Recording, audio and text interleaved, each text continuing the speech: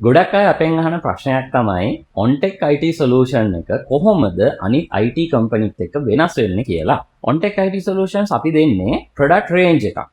මේ product Range එක කාටද අවශ්‍ය වෙන්නේ? හොඳයි. මම ඒක මුලින් ඉඳලා පැහැදිලි කරන්නම් සාමාන්‍ය ව්‍යාපාරික අත්දැකීමකුත් එක්ක. ඕනම ව්‍යාපාර ඉන්ඩස්ට්‍රි එකක් ගත්තාම ඕනම ව්‍යාපාරයක් ගත්තාම මේ ව්‍යාපාරයේ තියෙන කොටස් කීපයක්. පළවෙනි එක තමයි මේකේ ප්‍රධානම දේ ඔපරේෂන්. ඔපරේෂන් එක කියලා අපි සඳහන් කරන්නේ ව්‍යාපාරයේ එදිනෙදා සිද්ධ වෙන කටයුතු ටික. සරලවම buy and selling business එකක් ගත්තොත් purchasing කරනවා, ඊට පස්සේ stock කරනවා, විකුණනවා. ඉතින් මෙන්න මේ ඔපරේෂන් එකට සම්බන්ධ තව කාරණා ගොඩක් තියෙනවා. purchasing කරාදී credit වලට කරන purchasing කරනවා, cash වලට purchasing කරනවා, checks වලට purchasing කරනවා. එතකොට checks handle වෙන්න ඕනේ, credit handle වෙන්න ඕනේ. ඊට පස්සේ inventory එනවා. ඉන්වෙන්ටරි එක සෙල් කරනවා. සෙල් කරද්දිත් මම අර කලින් කියපු ආකාර කීපයටම සෙලින් කරන්න පුළුවන්. ඒ වගේ ඔපරේෂන් එකක් තියෙනවා. ඉතින් ඕකේ සිටුේෂන් එක වෙනස් වෙනවා සමහර වෙලාවට තව ඉන්ඩස්ට්‍රි එක. හැබැයි ඔපරේෂන් එක කියන එක කිසිම අවස්ථාවක මේ විදිහට සිදු වෙනවා කියලා අපිට කවදාවත් ක්‍රියේට් කරලා තියන්න පුළුවන් දෙයක් නෙවෙයි. මොකද ව්‍යාපාරිකයාගේ එහෙම නැත්නම් ඩිරෙක්ටර් බෝඩ් එකේ ඒ වැඩ කරන අයගේ ඒ ගන්න ඩිසිෂන්ස් අනුව ඔපරේෂන් කියන එක සෑම විටම වෙනස් වෙනවා. ඉතින් ඒ නිසා තමයි ඔන්ටෙක් IT සොලියුෂන්ස් අපි හැම වෙලේම කස්ටමයිස් සොලියුෂන් එකක් දෙන්නේ ඔයාලට අදාළ ඔපරේෂන් එකට. එතකොට මම දැන් කියන්නම් මොකක්ද ඊළඟට අපේ තියෙන විශේෂත්වය. දැන් මේ ඔපරේෂන් එක ස්මූත් කරගෙන හදාගෙන සිස්ටම් එකක් දාගෙන වැඩ කරන යන අතරතුර ඊළඟට ව්‍යාපාරිකයන්ට ඕන වෙනවා accounts part එක.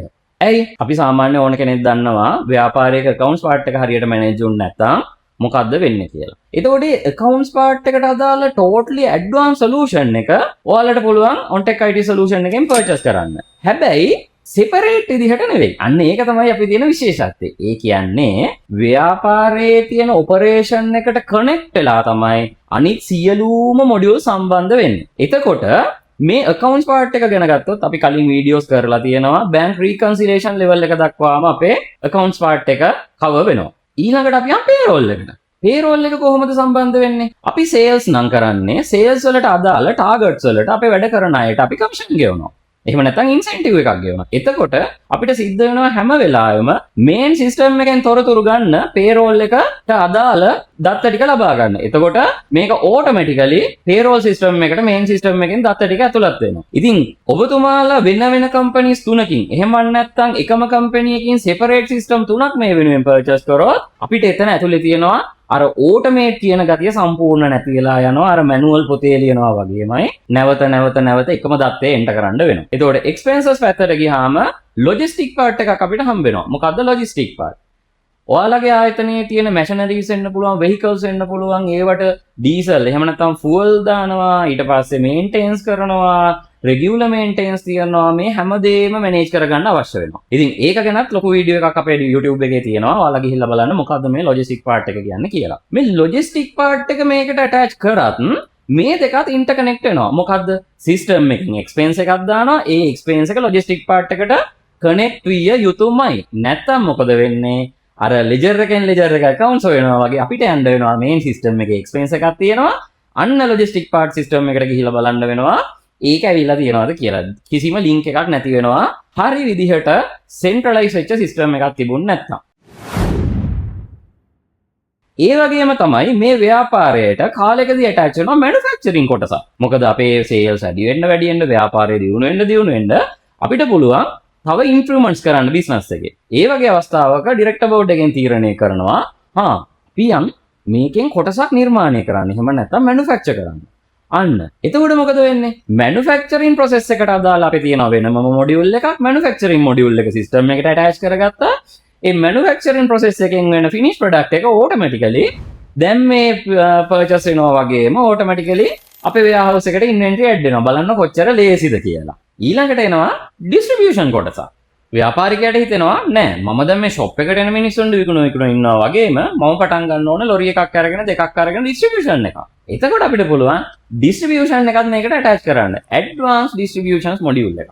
එතකොට ඩිස්ට්‍රිබියුෂන් එක ඇතුලේ තියෙන ප්‍රශ්න මොනවද කියලා අපි වෙනම වීඩියෝ එකක් කරලා තියෙනවා. ඉතින් ගිහිල්ලා බලන්න ඩිස්ට්‍රිබියුෂන් මොඩියුල් එකේ මොනවද අපි ඔයාලට දීලා තියෙන පහසුකම් කියලා. ඉතින් ඒ දේවල් එක්ක මෙන්න මේ හැම දෙයක්ම එකතු කරලා මේ මුළු නෙට්වර්ක් එකම එකතු කරලා තනි ව්‍යාපාරයකට උනත් මැදට වෙලා සෙන්ට්‍රලයිස් වෙලා අදාළ ඩිසිෂන්ස් ගන්න අවශ්‍ය කරන දත්ත ඒ වගේම තමයි ඩිසිෂන්ස් ගන්න අවශ්‍ය කරන සියලුම විදිහේ රිපෝට්ස් ගන්න අවස්ථාව අපි හදලා දීලා තියෙනවා එකම තැනකින්.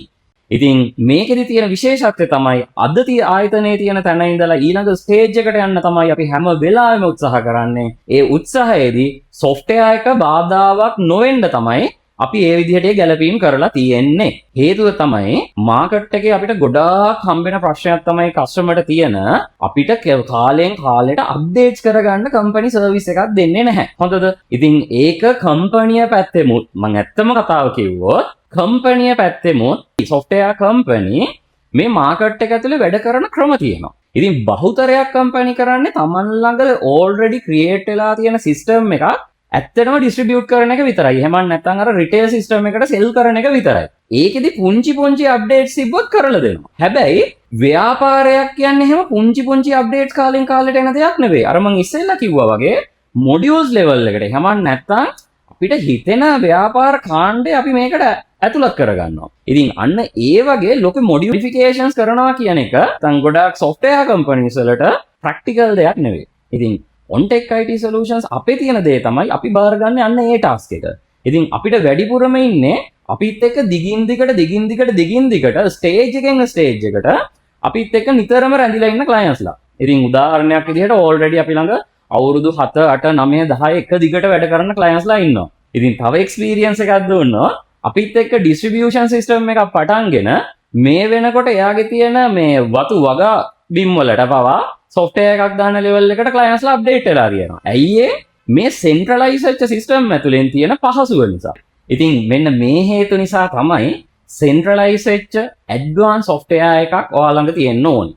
ඒ වගේම තමයි කාලයත් එක්ක මාකට් එකේ වෙන සිදුවෙන වෙනස්කම් වෙන අප්ඩේට්ස් ඒවට ඔරොත්තු දෙන software එකක් වෙන්න ඕනේ. ඉතින් මෙන්න මේ දේවල් එක බලාපොරොත්තු වෙනවා ඉදිරියටත් ඔයාලට ගැළපෙනම software system පිළිව කරන්න. Thank you so much.